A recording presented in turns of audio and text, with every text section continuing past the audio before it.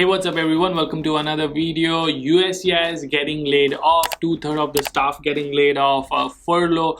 All of this is happening. There's a lot of news article on it. A lot of people reached out to me. What does this mean and how does this impact us?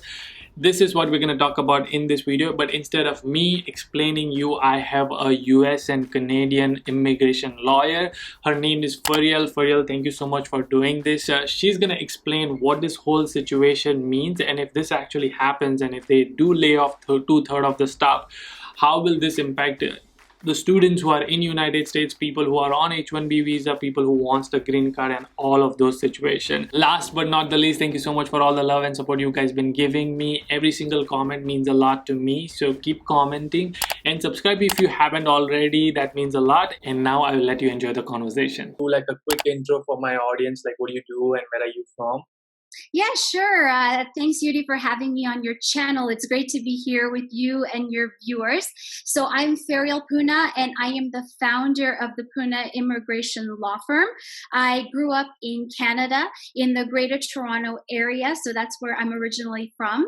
Then I went to law school at Santa Clara University. So I have about 2 decades of legal experience, and within that time, I practiced both corporate business immigration and also family immigration. And I was fortunate enough to work for a Fortune 500 company where I was working with a lot of businesses. And then I decided to open up my own practice. And within my practice, I do the business immigration as well as the family. And we focus on all areas, so temporary visas, permanent visas for USA and also Canada, student visas, visitor visas, investor visas, family-based, fiance-based, just everything that you can imagine. Yes, that's so cool. I'm sure a lot of people are going to start reaching out to you about like, yeah, I have this question. So that's awesome. We're going to deep dive into the news which came out about USCIS getting laid off or the furlough.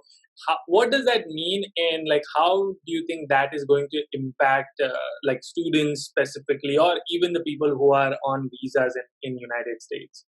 So furlough is a form of a layoff, right? And they call it furlough, and it has to do with the government. So the terminology may be different, but it all has to do with layoffs. So USCIS has a huge deficit, and because of processing fees, et cetera, a lot of people with COVID-19 were not applying. And also I think it's mismanagement of funds as well.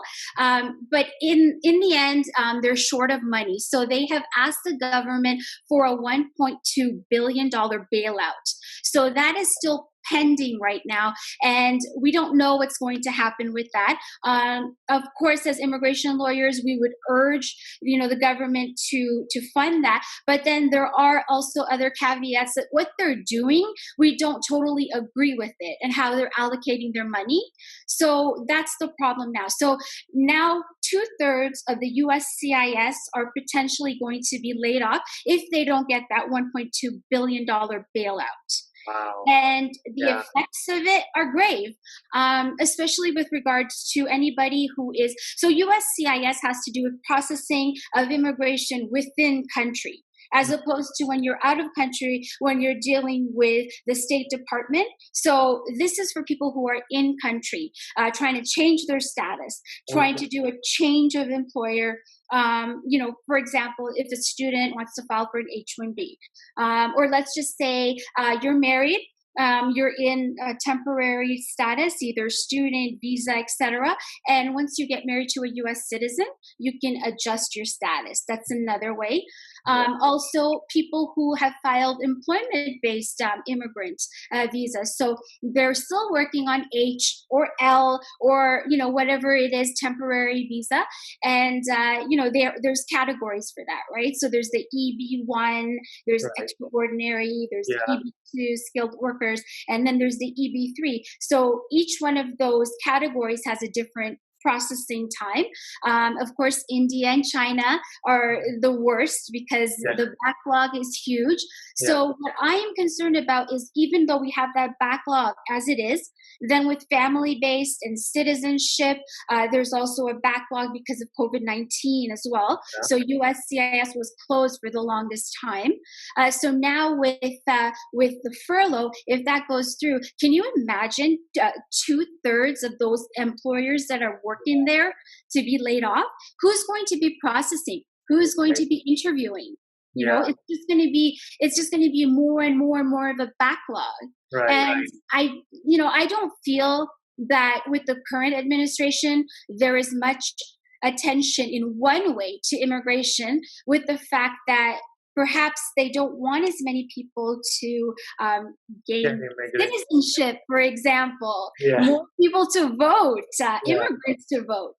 But that's my thoughts on the whole situation. Yeah, and just to make sure I understand clearly, and so my audience is kind of mixed. A lot of my audience who are in United States and are student or working professionals, and there are a lot of my audiences in India or other countries who are planning to come as an F1 visa. So you're saying that the students who are outside United States and planning to come, that's gonna be okay, but the students who are here and who graduate and now wanting to go for H1B, they might be affected by this. Is that correct? Latter part, yes. The original statement that you had made about students being okay out of country, that's another issue we can talk about because there's issues with that as well. But for the most part, it is what you said. It's going to affect people with the USCIS furlough. Those are who are in country trying to adjust status.